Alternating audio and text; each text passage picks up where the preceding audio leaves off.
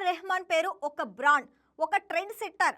Oscar award గ్రహీతగా భారత సంగీతాన్ని ప్రపంచ స్థాయికి తీసుకువెళ్లిన వ్యక్తిగా ఆయనకు ఉన్న గౌరవం ప్రత్యేకం. అలాంటి రెహమాన్ ఇటీవల ఓ పాడ్కాస్ట్లో చేసిన వ్యాఖ్యలు ఇప్పుడు బాలీవుడ్లో తీవ్ర చర్చకు, రాజకీయ సామాజిక వివాదానికి కారణమయ్యాయి. రెహమాన్ చేసిన వ్యాఖ్యల సారాంశం ఒకటే కాదు, అందులో పరిశ్రమలో మారుతున్న పవర్ పాలిటిక్స్, సృజనాత్మకతపై ప్రశ్నలు, మత వివక్షకు సంబంధించిన సంకేతాలన్నీ కలిపి ఉన్నాయి. ఇది కేవలం ఒక సంగీత దర్శకుడు అసంతృప్తి పైన, లేక బాలీవుడ్లో జరుగుతున్న లోతైన పవర్ షిఫ్ట్కు అద్దం పడుతున్న క్షణమా? Watch the story.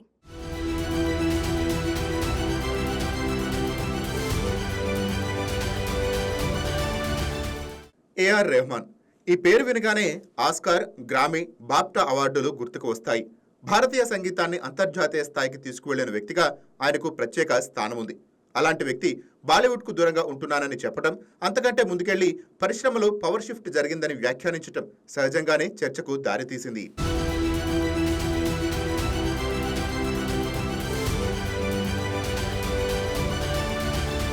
ఓ పాడ్కాస్ట్లో మాట్లాడిన రెహమాన్ బాలీవుడ్లో నిర్ణయాధికారాలు ఇప్పుడు సృజనాత్మకత వ్యక్తుల చేతుల్లో లేవని అన్నారు.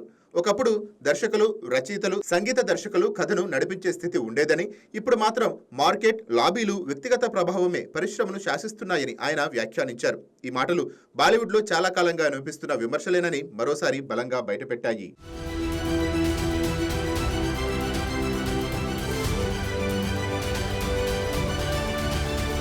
అయితే ఈ వ్యాఖ్యలకు రాజకీయ, సామాజిక రంగు అద్దిన అంశం రెహమాన్ చేసిన మరొక వ్యాఖ్య. ఈ పవర్ షిఫ్ట్ వెనుక మత వివక్ష కూడా ఒక కారణం కావచ్చునని ఆయన అన్నారు. ఇది బహిరంగంగా చెప్పే విషయం కాదని, కానీ గుసగుసల రూపంలో తన వరకు వస్తోందని చెప్పడం తీవ్ర వివాదానికి కారణం అయింది. ఎందుకంటే బాలీవుడ్ లాంటి ప్రభావశీలి పరిశ్రమలో మత వివక్ష ఉందన్న ఆరోపణలు అత్యంత సున్నితమైనవి. ఈ వ్యాఖ్యలపై మొదట స్పందించిన వారిలో గాయకుడు షాన్ ఉన్నారు. అవకాశాలు తగ్గటాన్ని మతంతో ముడిపెట్టడం సరికాదని ఆయన స్పష్టంగా చెప్పారు. బాలీవుడ్లో ప్రతిభే అసలైన ప్రమాణమని, మతం ఆధారంగా అవకాశాలు నిర్ణయిస్తారన్న వాదనను ఆయన ఖండించారు. ముఖ్యంగా షారుఖ్ ఖాన్, సల్మాన్ ఖాన్, అమీర్ ఖాన్ లాంటి మైనారిటీ వర్గాలకు చెందిన నటులు 3 దశాబ్దాలుగా బాలీవుడ్ను ఏలుతున్నారని గుర్తు చేశారు.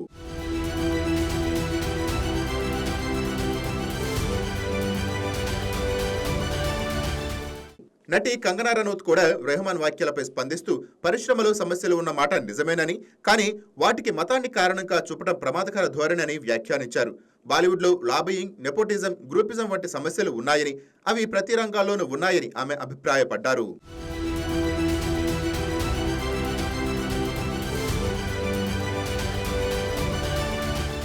ఈ విమర్శలు ముదురుతుండటంతో ఏఆర్ రెహమాన్ తన వ్యాఖ్యలపై వివరణ ఇస్తూ ఒక వీడియో విడుదల చేశారు. తన మాటలతో ఎవరైనా బాధ కలిగిస్తే చింతిస్తున్నానని, ఇతరులను బాధ పెట్టే తత్వం తనది కాదని చెప్పారు. భారతీయుడిగా పుట్టడం తన అదృష్టమని, తన భావాలను స్వేచ్ఛగా వ్యక్తపరిచే అవకాశం ఈ దేశం తనకిచ్చిందని పేర్కొన్నారు. అలాగే తన ప్రయాణాన్ని గుర్తు చేస్తూ భారతదేశంలో తొలి మల్టీకల్చర్ బ్రాండ్ను సృష్టించిన నుంచి హాలీవుడ్ దిగ్గజ సంగీత దర్శకుడు హాన్స్ జమ్మర్తో కలిసి రామాయణ సినిమాకు సంగీతం అందించడం వరకు తన కెరియర్ నిరంతరం కొనసాగుతూనే ఉంటుందని తెలిపారు. తాను అవకాశాల కోసం వెతకలేదని, నాణ్యమైన ప్రాజెక్టులే తను వెతుక్కుంటూ వచ్చాయని చెప్పారు.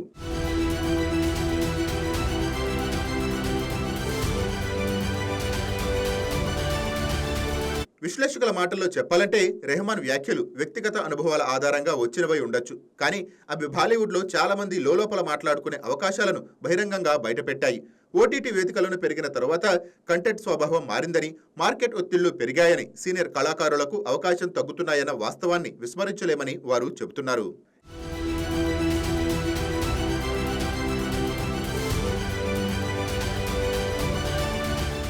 ఇక రాజకీయ కోణంలో చూస్తే బాలీవుడ్పై మత వివక్ష ఆరోపణలు రావడం కొత్త కాదు. గతంలో పలువురు కళాకారులు దేశంలో అసహనం పెరిగిపోతోందని ఇలాంటి సంకేత వ్యాఖ్యలు చేశారు. కానీ దేశంలో రాజకీయ వాతావరణం మారుతున్న నేపథ్యంలో ఈ వ్యాఖ్యలు మరింత పదునుగా మారాయి. అందుకే రెహమాన్ వ్యాఖ్యలు సంగీతం కన్నా రాజకీయ చర్చకే ఎక్కువగా దారితీశాయి.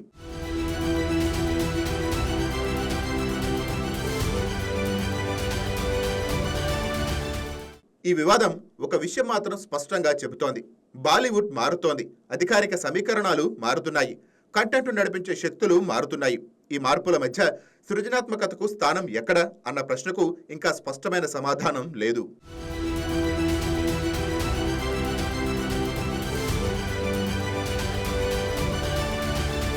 చివరికి ఈ వివాదానికి ముగింపు ఒక్కటే కావచ్చు. ఆరోపణలు ప్రత్యారోపణల కంటే పరిశ్రమలో పారదర్శకత పెరగాలి, ప్రతిభకు నిజమైన అవకాశాలు కలగాలి, కళను రాజకీయ మత కోణాల కంటే ముందుంచాలి. ఎందుకంటే ఏఆర్ రెహమాన్ సంగీతం లాగానే కళకు సరిహద్దులు ఉండవు.